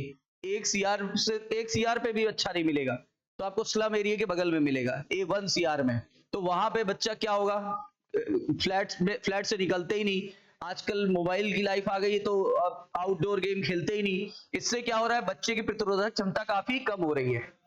अच्छा, कोरोना भी किसको हुआ? अमिताभ बच्चन जो बहुत सोफेस्टिकेटेड लाइफ जीते थे, है ना, अब योगी जी को, जो कि मतलब वो VVIPs है ना, अभिषेक बच्चन को जो बहुत ही सोफेस्टिकेटेड लाइफ, है ना, तो बड़े बड़े बॉलीवुड स्टार्स को हुआ। अच्छा देखा, गांव वालों को कभी हुआ? नहीं हुआ। आपके गांव में शायद ही एक आध केस हो, हमने तो नहीं सुना फिलहाल। अब क्या बोला गया, यानी ये सब कारण क्या है, सब क्रेडिट जाता है किसको, इम्यूनिटी को। इनेट इम्यूनिटी और एक्वायर्ड इम्यूनिटी दो प्रकार की होती है। देखिए, इनेट इम्यूनिटी और एक्वायर्ड इम्यूनिटी दो प्रकार की होती है। इनेट तो सबकी बराबर देता है ऊपर वाला, लेकिन जो एक्वायर्ड होती है ना, यही एक्वायर की ही बात चल रही थी। गांव के बच्चे एक्वायर कर गए और शहर के बच्चे उतनी ज्यादा एक्वायर नहीं कर पाए। अरे जितनी ज्यादा मुसीबत से फेस करोगे आप, तो आप मुसीबत को लड़ना सीख जाओगे। लेकिन अगर किसी ने मुसीबत जीवन भर फेस ही नहीं की, अचानक से एक बड़ी घटना आ गई, तो आप घबरा जाओगे, फेस नहीं कर पाओगे। बस सेम ऐसी बॉडी है। बॉडी क्या करती है कि बॉडी के अंदर जितनी ज्यादा पैथोजेंस आते हैं, बॉडी उनको फेस करना सीख जाती है, और भली बात ही फेस करके सीख के उसकी मेमोरी में चला जाता है। जैसे आपके पास पहली बार मुसीबत आई, तो आपने सोचा अच्छा हमने तो ये किया था, तो हम मतलब ये मुसीबत चली गई थी, तो आप वही बोलोगे, पेशेंस नहीं खोना है मुसीबत के समय, ठीक है ना, पॉजिटिव सोचना है, निगेटिव थॉट को हावी नहीं होने देना है। तो ऐसे ही बॉडी सोचती है। बॉडी क्या करती है, बिल्कुल बॉडी को स्ट्रॉन्ग मैसेज देती है, और ये सारी मेमोराइज हो जाती है, और यही मेमोरी हमारे लाइफ टाइम तक काम में आती है। अभी बताता हूं कैसे। तो एक होती है इनेट, एक होती है एक्वायर्ड। इनेट क्या होती है, नॉन स्पेसिफिक, मतलब ये शहर के बच्चों में भी उतनी है और गांव के बच्चों में भी उतनी है। क्यों? क्योंकि ये बाय बर्थ मिली है, तो ये तो बाय बर्थ है, इसमें तो हम कुछ कर ही नहीं सकते। तो बाय बर्थ जो होता है ये नॉन स्पेसिफिक होता है, और ये किसी पर्टिकुलर पैथोजन के लिए नहीं है, ये सबके लिए काम करता है, और ये at the time of birth मिलता है।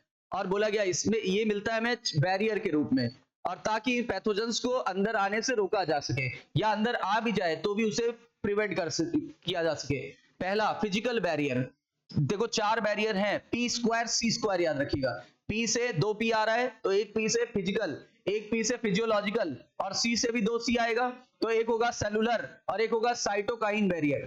ठीक है, तो फिजिकल में क्या आती है, सबसे पहला फिजिकल बैरियर क्या है, त्वचा, स्किन। तो स्किन जो होती है मेन बैरियर है, और ये एंट्री ऑफ माइक्रोब्स को रोकती है। और उसके बाद होती है म्यूकस कोटिंग। अच्छा, म्यूकस कोटिंग क्या होती है, वो हमारे नोज के अंदर है, हमारे माउथ के अंदर है, ठीक है ना, हमारे एनस पार्ट में है, ठीक है ना, हमारे जेनाइटल पार्ट में है। तो क्या लिखा है, म्यूकस लाइनिंग होती है, जो कि रग करके याद कराया था, R for U for urinogenital, और G फॉर गैस्ट्रोइंटेस्टाइनल, तो रग करके बताया था। और ये पैथोजेंस को ट्रैप कर लेती है, यानी पकड़ लेती है, और पकड़ने के बाद एंट्री को रोक देती है। दूसरा है फिजियोलॉजिकल। फिजियोलॉजिकल वाले में क्या आएगा, हमारे स्टोमक में जो एसिड निकल रहा है, हमारे सलाइवा में जो लाइसोजाइम निकल रहा है, हमारे आंसू से जो लाइसोजाइम निकल रहे हैं, लिखा है दे आर एंटीबैक्टीरियल, यानी ये बैक्टीरिया की ग्रोथ को रोक देंगे। सेलुलर बैरियर्स क्या होते हैं? सर्टेन टाइप के WBC होते हैं। सेलुलर बैरियर आपने सुना है, कुछ विशेष तरह के WBC होते हैं।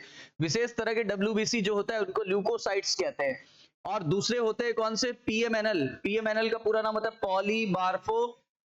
पॉलीमार्फो न्यूक्लियर ल्यूकोसाइट्स। और ये कुछ और नहीं है, न्यूट्रोफिल है, जो कि सबसे ज्यादा मात्रा में पाए जाते हैं, 60 से 65%। और ये करते क्या है? इनके अलावा मोनोसाइट आपने पढ़ा था,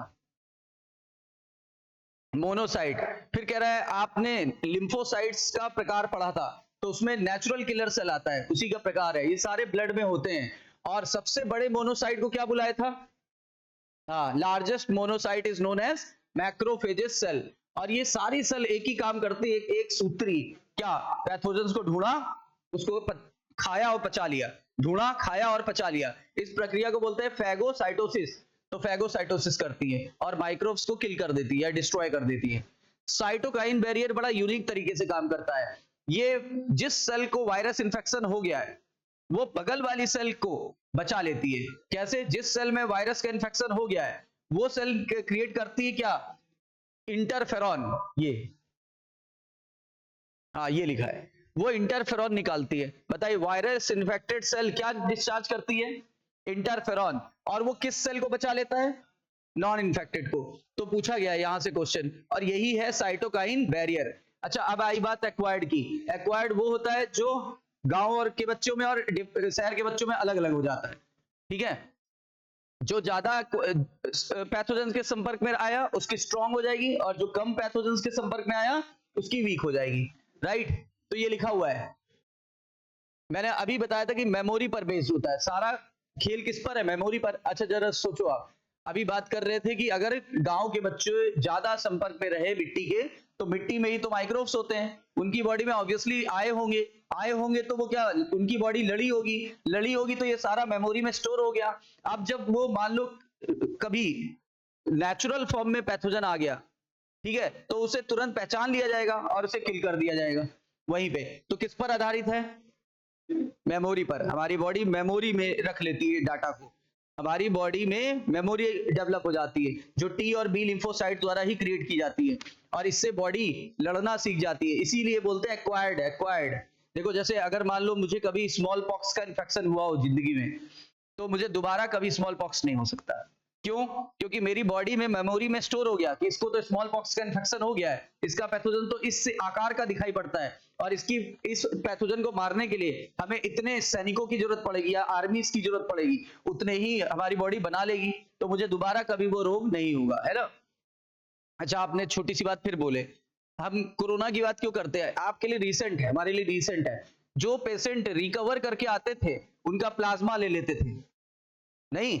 प्लाज्मा शेयर कर लेते थे कि नहीं? और प्लाज्मा जो लोग बीमार होते थे उनको इंजेक्ट कर देते थे। क्यों? क्योंकि जिनकी बॉडी लड़ चुकी, उनके अंदर क्या है, उनकी बॉडी सीख गई, उस हालात को फेस करना सीख गई। तो जब प्लाज्मा ट्रांसफर कर देते हैं तो उनके अंदर जो वो होते थे एंटीबॉडीज, वो अंदर चाहते थे पेशेंट के, और लड़ाई झगड़ा कर लेते थे। यानी कि जो पेशेंट है उसके बचने का चांस काफी हद तक मेंटेन हो जाता था। तो this means our body encounter the first time. कह रहा है अगर मान लो कोई पैथोजन पहली बार आता है, तो उस समय जो रिस्पॉन्स हुआ, प्राइमरी की सेकेंडरी? प्राइमरी रिस्पॉन्स हुआ, ठीक है ना? तो वो प्राइमरी रिस्पॉन्स टाइम लेता है, स्लो होता है थोड़ा। क्या लिखा है? विच इज लो इंटेंसिटी की high intensity? Low intensity. Subsequent encounter with the same pathogen, जब वही पैथोजन फिर से आता है तो हाई इंटेंसिफाइड रिस्पॉन्स होता है, हाई इंटेंसिफाइड रिस्पॉन्स होता है। और हाई इंटेंसिफाइड रिस्पॉन्स को प्राइमरी का उल्टा, और एनामिनेस्टिक रिस्पॉन्स भी काफी बार इसको बोला गया है। एनामिनेस्टिक का मतलब होता है जो बाद में हो कभी, और इसको हम एस्क्राइब्ड करते हैं क्या? एस्क्राइब्ड या डिस्क्राइब्ड एक ही चीज होती है, थोड़ा स्टैंडर्ड वर्ड में लिखा हुआ है। That have the memory of first encounter, यानी जब यहां पर मेमोरी बन गई, तो मेमोरी जो हो गई फर्स्ट इनकाउंटर की जो डेवलप हुई थी, वो यूज कहां हुई? सेकंड इनकाउंटर में। यानी कि प्राइमरी रिस्पॉन्स में मेमोरी बनती है और सेकेंडरी रिस्पॉन्स में मेमोरी काम आती है। समझ में आई बात? जैसे कुछ ऐसा ही हुआ, आप पहली बार किसी व्यक्ति से मिले तो कुछ तो चेहरा उसका आपके माइंड में फीड हो गया, अब आप दोबारा कभी मिलोगे तो आपके मन में ये फीलिंग जरूर आएगी कि कहीं तो देखा है इसको, कहीं तो देखा है, और कुछ देर बाद, कुछ घंटे बाद आपकी बॉडी पकड़ लेगी, अच्छा यहां देखा था सर, है ना।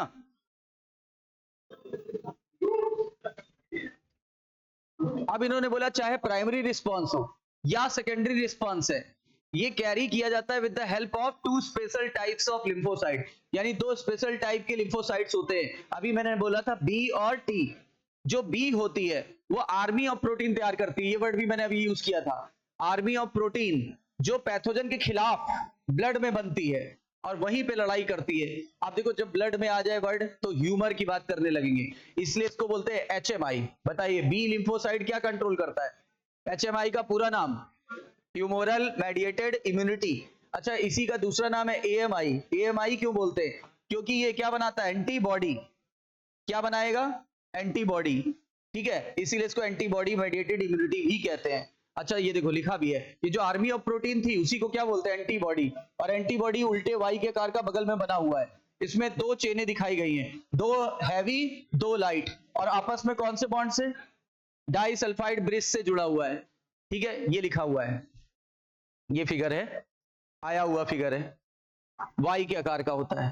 ठीक है, जबकि उल्टे वाई के आकार का हमने फिगर कहां पढ़ा है? Replication fork. उल्टे वाई के आकार का स्ट्रक्चर दिख रहा था, हाँ तो याद रखिएगा। और इन्वर्टेड पियर शेप कहां पढ़ा था? हाँ, यूट्रस। तो ये छोटी छोटी बातें हैं जो माइंड में रखिए। T cell themselves do not secrete antibody। अब बात टी सेल की आ गई, बी की नहीं। बी तो एंटीबॉडी बनाने की क्षमता रखता है, लेकिन टी सेल कभी भी एंटीबॉडी नहीं सिक्रीट कर सकता या नहीं बना सकता। ठीक है, लेकिन हाँ इतनी ताकत रखता है कि वो बी को आदेश दे सकता है कि तुम मेरे लिए बना दो।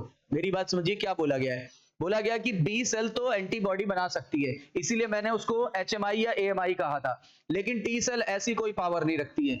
वो क्या करती है? वो सेल, इन्फेक्टेड सेल को डायरेक्ट किल करने की पावर रखती है, लेकिन यदि उसे किसी ब्लड में पैथोजन को मारना हो तो ये उसकी पावर नहीं है। इसके लिए उसे ये पावर है कि तुम एंटीबॉडी बनवा सकते हो। किससे? बी से। वही बात लिखी हुई है। हर एक एंटीबॉडी में कितने पॉलीपेप्टाइड चेन होती है? तो छोटी वाली चेन का नाम और हैवी चेन का नाम, मतलब हैवी वाले को हैवी बोलेंगे, तभी लिखा H2L2। और क्वेश्चन ये था कि एक लाइट और एक हैवी मिला करके क्या बनाती है, और ये वेरिएबल होती है कि फिक्स्ड होती है? नहीं, फिक्स्ड होती है। ये खांचा देखिए फिक्स बना हुआ है, तभी तो पैथोजन को किल करेगी, सेम टाइप के पैथोजन। अच्छा एक बात बताओ, अगर वेरिएबल हो गई तो आप खुद बताइए कि जब मुझे स्मॉल पॉक्स का इन्फेक्शन हुआ तो एंटीबॉडी बनी होगी, तो एंटीबॉडी को तभी तो पता चला होगा कि स्मॉल पॉक्स का पैथोजन कैसा है, उसी का इनकाउंटर करके ही तो वो मैच करती है ना। एक एंटीबॉडी मतलब हर हमारी बॉडी में वेरिएबल एंटीबॉडीज है, लेकिन जो एंटीजन के लिए स्पेसिफिक होती हैं वो एक ही तरीके की बनती हैं। अब क्या लिखा है? इसीलिए इसको H2L2 बोलते हैं। डिफरेंट टाइप के एंटीबॉडीज प्रोड्यूस होते हैं हमारी बॉडी में, जैसे IgA, IgD, IgE, IgM। ठीक है, सबसे ज्यादा मात्रा में कौन सा होता है? IG नहीं, ज्यादा मात्रा पूछा है, IgG। अच्छा, मदर मिल्क से क्या गया था? IgA। और वो प्लेसेंटा से क्या जाता है? हाँ, तो ये लिखा है ये सारी बातें। और सबसे बड़ा कौन है वो मैं बता दूं, IgM।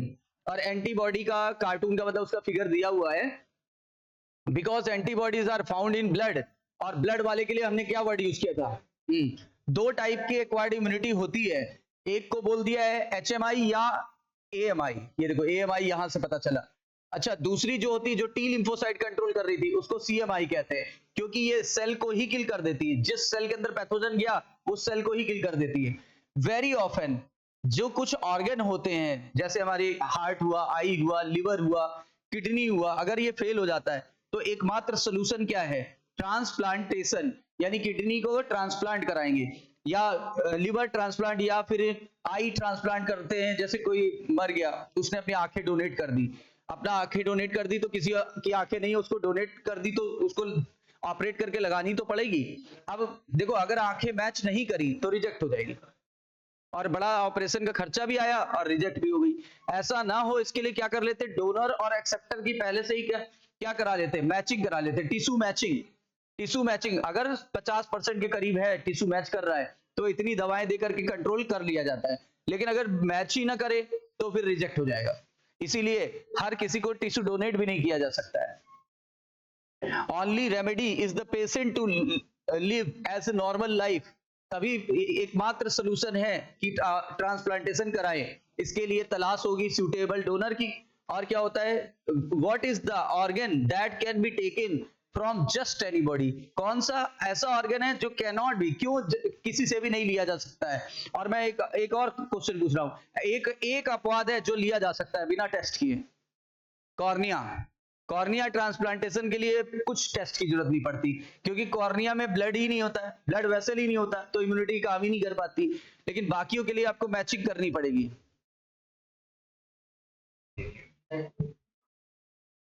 कह रहा अगर मैचिंग नहीं करी तो आज नहीं तो कल रिजेक्ट हो जाएगी।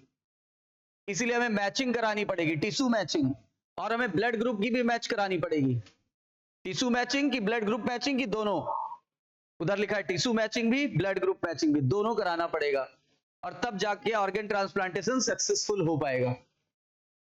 और साथ ही इम्यूनोसप्रेसिव ड्रग भी देनी पड़ेगी। अब इम्यूनोसप्रेसिव ड्रग का नाम जो अगले चैप्टर में दिया है वो आप बताओगे। साइक्लोस्पोरिन ए किससे निकालते हैं, मोनास्कस परप्यूरियस की ट्राइकोडर्मा पॉलीस्पोरम। ट्राइकोडर्मा पॉलीस्पोरम, ठीक है।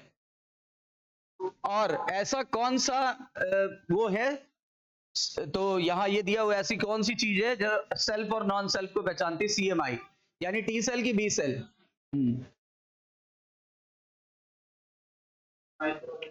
अब यहां से क्वेश्चन बहुत बार आया हुआ है, क्योंकि यहां पे 4 तरह के क्वेश्चन आते हैं, एक्टिव, पैसिव, और उसमें भी natural active, artificial active, natural passive, artificial passive, ठीक है ना। तो एक एक करके जरा देखते हैं। अगर होस्ट को एंटीजन के संपर्क में लाया गया, अगर होस्ट किसी एंटीजन यानी पैथोजन, अगर कोई भी होस्ट जैसे मैं हूं और किसी पैथोजन के संपर्क में आया, तो लिविंग के अंदर चाहे तो डेड रूप में आया या लिविंग रूप में आया, किसी भी रूप में आया, या कोई प्रोटीन आ गई या कोई एंटीबॉडीज आ गई, तो या प्रोटीन आ गई तो एंटीबॉडीज बनने लगेगी होस्ट के अंदर। इस तरह की इम्यूनिटी को क्या बोलेंगे, एक्टिव। मतलब सीधी भाषा में मैं बोलूं, अगर मेरे शरीर में किसी पैथोजन के आने पर मेरा शरीर खुद ही एंटीबॉडी बना ले और बाहर से ना लेना पड़े, तो इसे क्या बोलेंगे, एक्टिव, ठीक है। तो इसे एक्टिव बोलेंगे। अच्छा, जैसे हमने बोला वैक्सीन मैंने लिया, कोरोना की वैक्सीन लिया, और तब मेरी बॉडी ने एंटीबॉडी बनाया, तो ये कैसा हुआ, नेचुरल एक्टिव की आर्टिफिशियल एक्टिव, आर्टिफिशियल एक्टिव। अच्छा, जब अगला केस नेचुरल एक्टिव कब मानेंगे, जब मुझे स्मॉल पॉक्स हुआ तो मेरी बॉडी खुद बनाना सीख गई, ये क्या था, ये नेचुरल एक्टिव हुआ। अब समझ में आई दोनों में क्या अंतर है। तो वैक्सीनेशन कैसा है, नेचुरल है कि आर्टिफिशियल, आर्टिफिशियल। क्या लिखा हुआ है कि एक्टिव इम्यूनिटी को काफी समय लग जाता है, क्योंकि बॉडी को पहचानने में और रिस्पॉन्स करने में टाइम लगता है, और फुल इफेक्टिव रिस्पॉन्स आने तक काफी समय लग जाता है। ये कह रहा है अगर किसी माइक्रोब्स को जानबूझकर इम्यूनाइजेशन के प्रोग्राम के तहत या फिर इन्फेक्टियस ऑर्गेनिज्म को दे दिया जाता है किसी व्यक्ति को, तो नेचुरल इन्फेक्ट या फिर नेचुरल इन्फेक्शन हो जाए, तो एक्टिव इम्यूनिटी नेचुरल कहलाएगी। मेरी बात समझिए, जो बच्चे होते हैं, बच्चों को 6 महीने तक काफी वैक्सीन दे दी जाती है, फिर कुछ वैक्सीन दी जाती है 1 वर्ष का होने पर, फिर कुछ दी जाती है 2 और 3 वर्ष का, फिर लगभग खत्म हो जाती है डोज, है ना। क्योंकि बच्चे की बॉडी छोटी होती है, तो जल्दी जल्दी वैक्सीन इसलिए दी जाती है, एक्लूमेटाइज कर जाता है, यानी बच्चा तुरंत तुरंत क्या कर जाता है, उसके अगेंस्ट वो उसको मतलब एडजस्ट करने का समय मिल जाता है। तो आप बच्चे को, कभी बच्चा बड़ा होगा, अगर मान लो उसको वो वैक्सीन दी गई, तो सुन के आपको आश्चर्य होगा कि पल्स पोलियो प्रोग्राम के तहत बच्चों को क्या पिलाया गया था, पोलियो का ड्रॉप। और वो पोलियो का ड्रॉप नहीं, पोलियो का पैथोजन पिलाया गया था। अब आप सोचेंगे ये क्या सरकार ने किया, ये सही किया।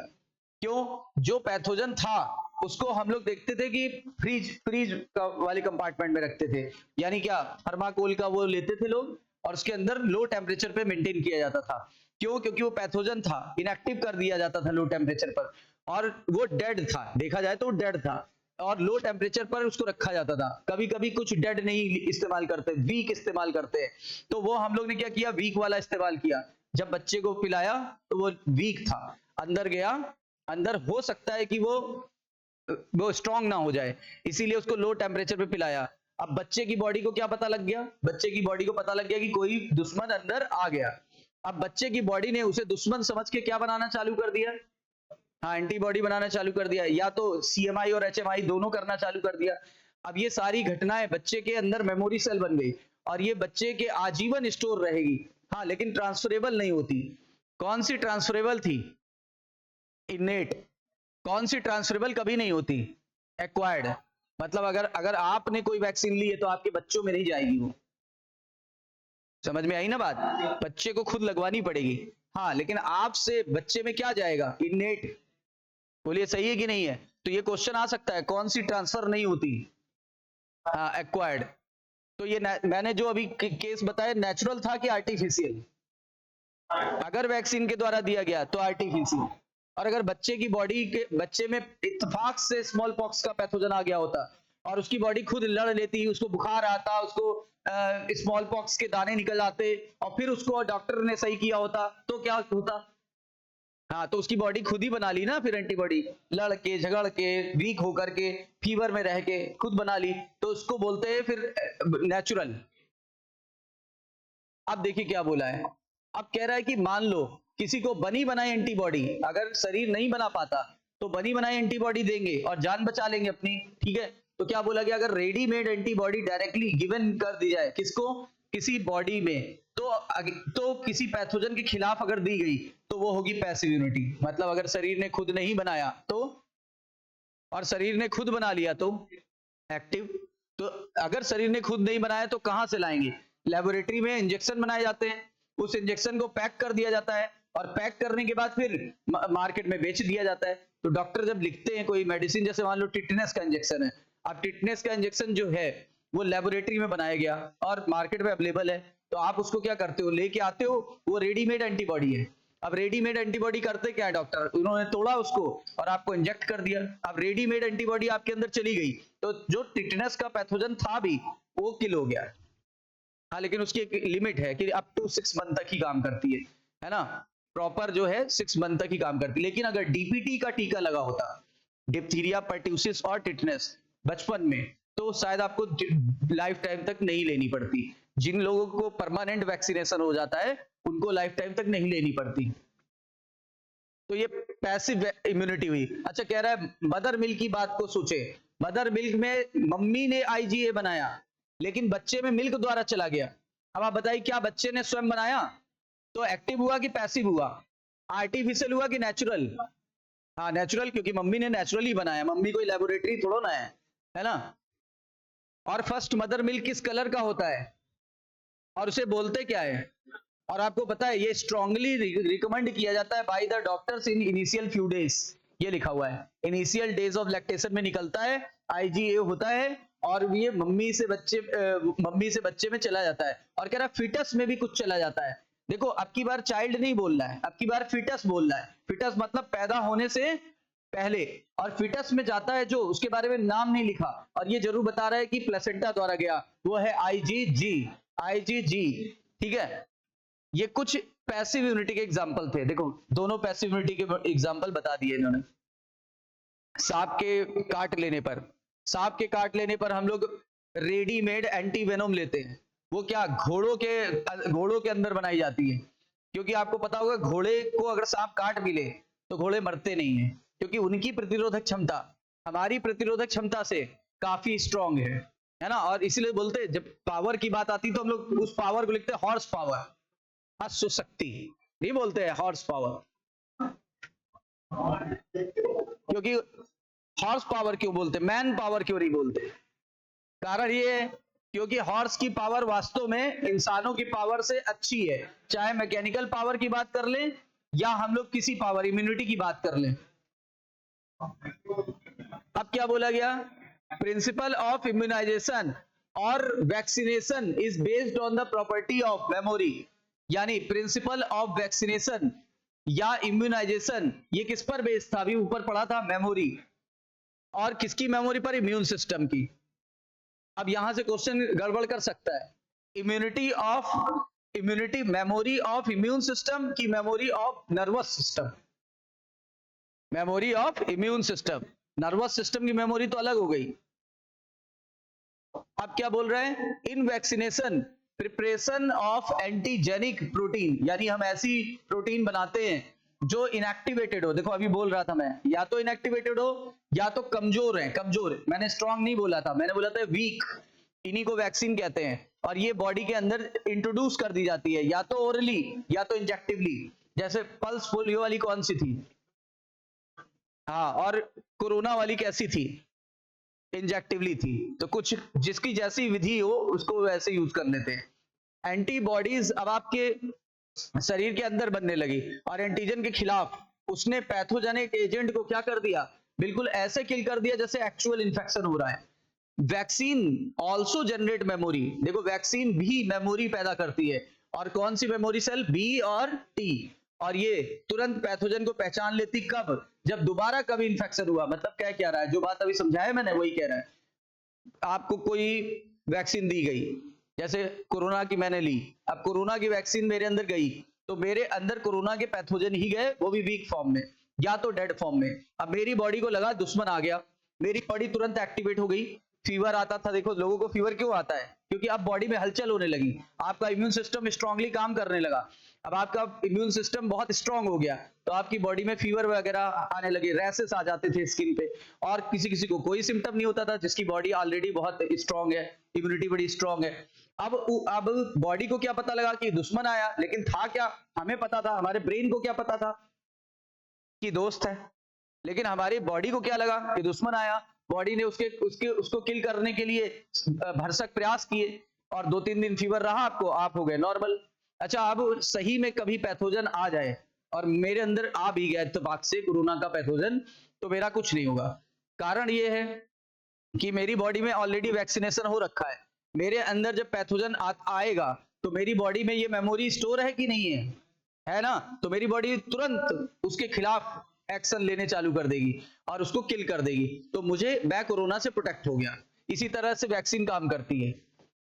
अब क्या बोला गया है? ये देखो लिखा है, जब कभी भी हमला होगा दोबारा, ये लिखा है ना, सबसीक्वेंट एक्सपोजर, मतलब जब उसी पैथोजन का बाद में कभी एक्सपोजर होगा तो क्या होगा?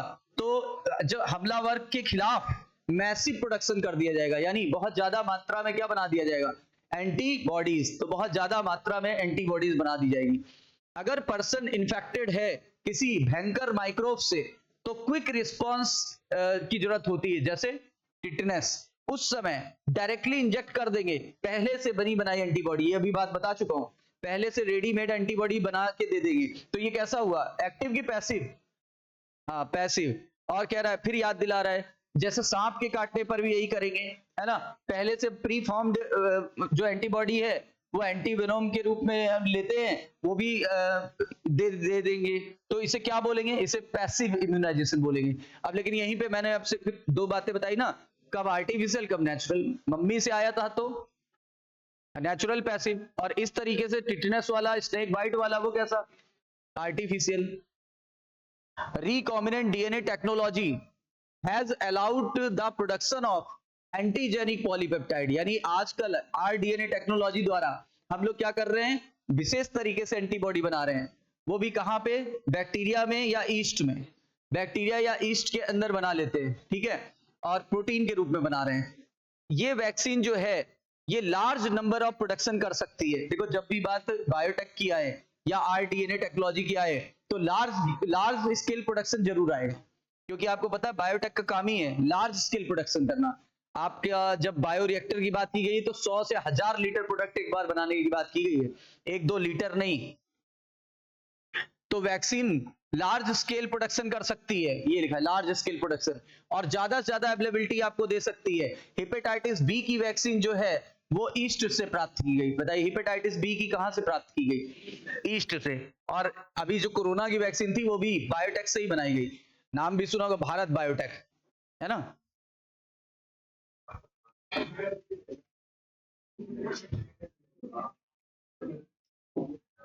एलर्जी, अब एलर्जी क्या होती है? पहले एनसीईआरटी ने बोला कि जब हम किसी नए स्थान पर जाते हैं तो हम लोग में से कुछ लोग को कहते हैं पानी सूट नहीं किया, मतलब मैं अपनी भाषा में बता रहा हूं। और पानी सूट ना करने का मतलब क्या हो गया? जलवायु परिवर्तन हो गया। तो आपको वहां पे स्नीजिंग हो सकती है, आपको वहां पर कफिंग कफिंग हो सकती है, आपको वहां पर सर्दी जुकाम सा हो सकता है वहां पर आपका स्किन पे रैसेस पड़ जाए, या हो सकता है कि और भी कुछ रिस्पॉन्सेस होने लगे।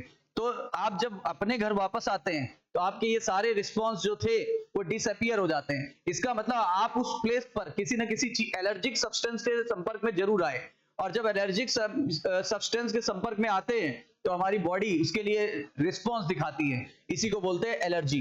तो मैं पढ़ रहा हूं यहां से, देखिए, जब आप किसी नए प्लेस पे गए तो सडनली क्या आपको स्नीजिंग स्टार्ट हो गई, wheezing for no explanation reason, लेकिन आपको इसका कोई एक्सप्लेनेशन नहीं समझ में आया। When you went to you away, जब आप वहां से वापस चले आते हैं तो ये सारे सिम्टम डिसअपियर्ड हो गए। Did this happens to you, बोलते क्या आपके साथ ऐसा हुआ? Some of us are sensitive to some particles in the environment, यानी हम किसी ना किसी पार्टिकल के टच में आए होंगे, और उसी पार्टिकल के टच में आने के कारण क्या होगा? हमारे अंदर रिस्पॉन्स हुआ, इसी रिस्पॉन्स को एलर्जी कहते हैं। ये सब्सटेंस हो सकते हैं पॉलेंस या बाइट्स या डेंड्रफ या कुछ भी हो सकते हैं, ठीक है? इनको बोलते हैं एलर्जेंस। और जो सिम्टम है उसे क्या बोलेंगे? हाँ, एक्सर्टेड रिस्पॉन्स। एक्सर्टेड का मतलब होता है बहुत हाई क्वालिटी, हाई लेवल का। जो हाई लेवल का इम्यून रिस्पॉन्स हो रहा है एंटीजन के खिलाफ, उसे बोलते हैं allergy. The substance to which such immune response, मतलब जो कॉज करेगा उसे एलर्जेंस। और एलर्जी का कारण है आईजीई का बनना। एलर्जी के लिए रिस्पॉन्सिबल एंटीबॉडी कौन सी है? आईजीई, ठीक है? और एलर्जेंस किस क्या क्या हो सकते हैं? डस्ट में, माइट्स इन डस्ट, पॉलन हो सकते हैं, पॉलन एलर्जी हम लोग ने सेक्सुअल रिप्रोडक्शन में अभी रिवाइज किया है। एनिमल डेंडर हो सकता है, ठीक है ना? और भी बहुत सारे हो सकते हैं। सिम्टम्स क्या होते हैं ये क्वेश्चन आया हुआ है। ये स्नीजिंग, छींक आना, ठीक है ना? आंख से पानी गिरना, जिसको आंसू या जो बोलिए। फिर उसके बाद हाँ, रनिंग नोज यानी कि नाक बहना।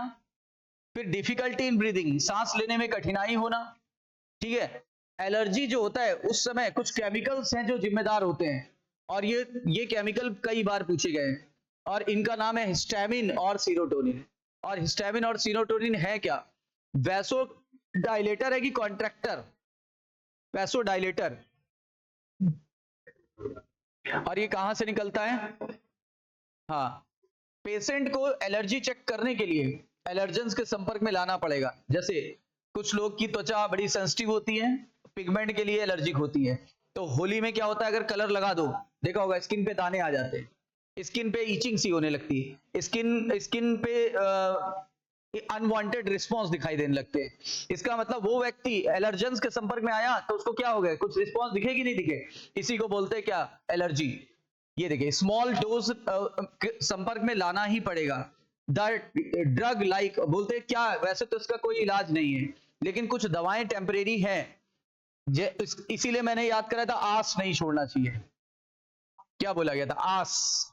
ए से क्या देंगे? हिस्टामिन को रोकने के लिए एंटी हिस्टामिन, और ब्लड वेसल फैल गया है उसको सिकोड़ने के लिए एड्रीनलिन, और स्टेरॉइड्स ताकि ऊर्जा मिल सके। एलर्जी के समय इतनी ज्यादा ऊर्जा खर्च हो चुकी होती है ताकि बॉडी में एनर्जी फील हो, तो क्या नहीं छोड़ना चाहिए? आस। ए फॉर, फिर ए फॉर, फिर एस फॉर, हाँ, ये रिड्यूस कर देता है सिम्टम। देखो, ट्रीट नहीं लिखा है, रिड्यूस। ट्रीट कर नहीं सकते, एलर्जी को कभी ट्रीट नहीं किया जा सकता है। अब क्या बोला गया है? Somehow modern day lifestyle, आजकल की जो लाइफ स्टाइल है, ठीक है, उस वो लोअरिंग द इम्यूनिटी, यानी कि हमारी इम्यूनिटी को कमजोर कर रही है। मोर सेंसिटिवली टू द एलर्जेंस, इसीलिए हम एलर्जेंस के लिए ज्यादा सेंसिटिव हो गए। And more children's in metro city, ये बात मैंने 3-4 बार आपको बताई, ठीक है? Suffers from allergy and asthma, देखा होगा शहर के बच्चे जो हैं वो अस्थमा और क्या बहुत सारी एलर्जी से सफर कर पा रहे हैं, क्योंकि वो उस एनवायरनमेंट के लिए सेंसिटिव हो गए।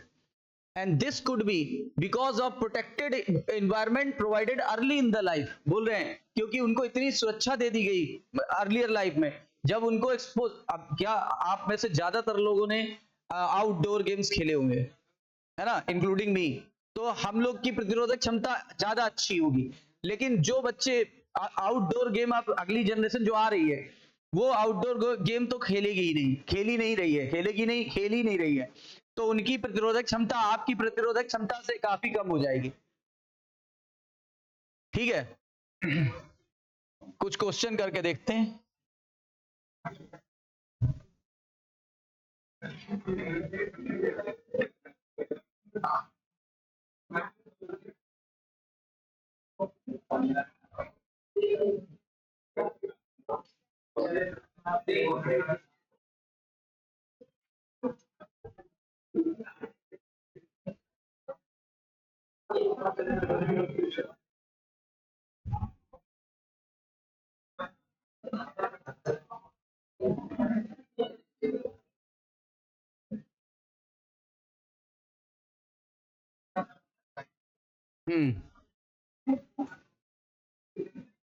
Health, correct for health.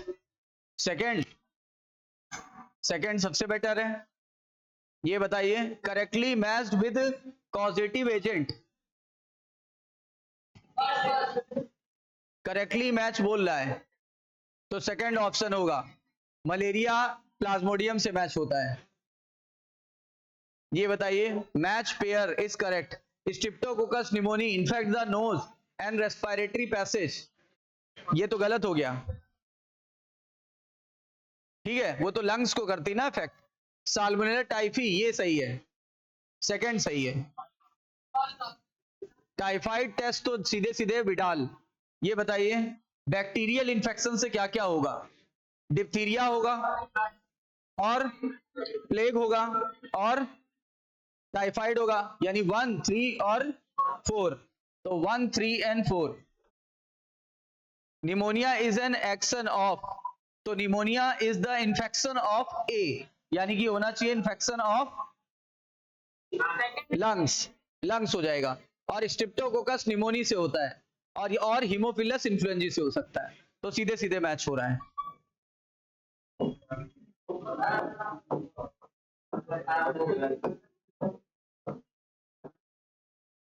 ये बताइए, which of following option is correct with regard to pneumonia? तो लिप्स एंड लिप्स में turn grey to bluish, grey to bluish हो जाएगा, हाँ ये सही है। ये many symptoms of diagnose by observing symptoms of patient, which group of symptom indicative of pneumonia? Pneumonia का कौन सा सिम्टम है? नहीं, थर्ड तो उसका है, नेजल सिक्रेशन का, फर्स्ट ऑप्शन हो जाएगा। Difficult in respiration, fever, chill, cough and headache. Nasal congestion जो होता है वो तो उसमें कोल्ड एंड कफ में हुआ। ये कॉमन कोल्ड के लिए कौन सी बात सही है? नेजल कंजेशन, डिस्चार्ज, ये सही है। और vaccine are restricted from lymph, ये गलत हो गया, तो यानी पहला सही दूसरा गलत। ये chilled and high fever of malaria पूछा, मलेरिया देखो, हमेशा मलेरिया में चिल्ड और हाई फीवर आता है जब आरबीसी डैमेज होती है और जब हीमोज्वाइन ब्लड के अंदर रिलीज होता है तब, तो आंसर हो जाएगा second. Which of following statement is not correct regarding the malarial infection? Malarial infection के लिए कौन सी बात गलत है, आप बताइए। Gametocyte formed by the transformation of sporozoites in salivary gland of Anopheles. और हाई फीवर रिकरिंग या तो 3 दिन बाद या तो 4, ठीक है। Sporozoite initially multiply in liver and then attack to the RBC. When the female Anopheles mosquito bites to the infected person, this parasite enters and undergoes further development. तो first गलत हो गया।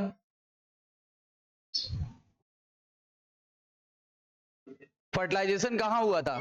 गट, गट ऑफ वेक्टर बोल सकते हैं। Sporozoites कहां बना था? सलाइवरी ग्लैंड, सलाइवरी ग्लैंड में पाया जाता है ये एनोफ्लीज मॉस्किटो। ये बताइए, सबसे सीरियस वाला कौन सा था? मैलिग्नेंट। और कहां पे अटैक कर जाता था? ब्रेन में। मैंने बोला था सेरिब्रल मलेरिया कॉज करता है।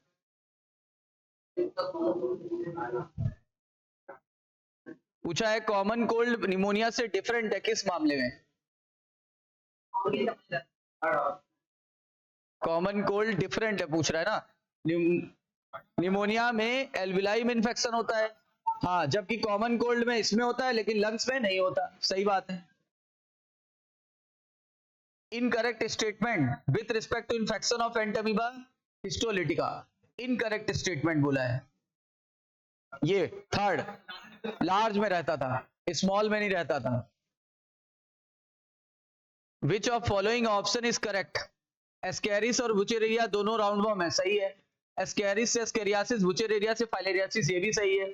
दोनों एस्केरिस और वुचेरिया फाइलेरिया वॉर्म है, गलत, थर्ड गलत हो गया। तो पहला पूछा गया है, पहला सही है, और दूसरा एस्केरिस से एस्केरियासिस होगा, वुचेरिया से फाइलेरियासिस होगा। अरे ये पहले देखिए ना। हाँ, तो ये इसमें क्या इनकरेक्ट है? वुचेरिया से फाइलेरियासिस, तो वुचेरिया तो है ही नहीं, लेकिन हाँ ये गलत हो गया, ये भी गलत हो गया। वुचेरिया राउंड वॉर्म और एस्केरिस फाइलेरिया वॉर्म। नहीं, एस्केरिस कहाँ फाइलेरिया वॉर्म है? सेकंड ऑप्शन सही है। नहीं, ज्यादा क्या, वही सही है भाई।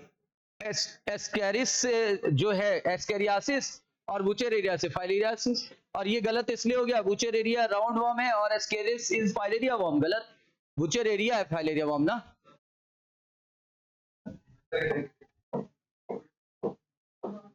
ये बताइए,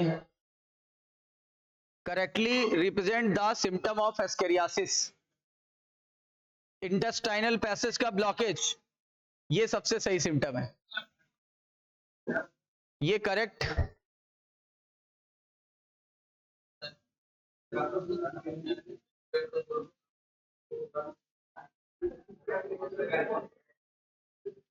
अब पूछा गया करेक्ट बताइए। पहला तो गलत हो गया, ring worm acquired by soil, towel, ये सेकंड हो जाएगा। और incorrect about ring worm, incorrect पूछा गया। डिजीज, ये तो सही है। Head and heat and moisture, ये भी सही है। और द जेनाइटल, और ये गलत हो गया। जेनाइटल ऑर्गन इसमें इफेक्ट नहीं हुआ था रिंग वॉर्म में, वुचेरिया में हुआ था, फाइलेरिया में हुआ। और ये which of following match pair is correct?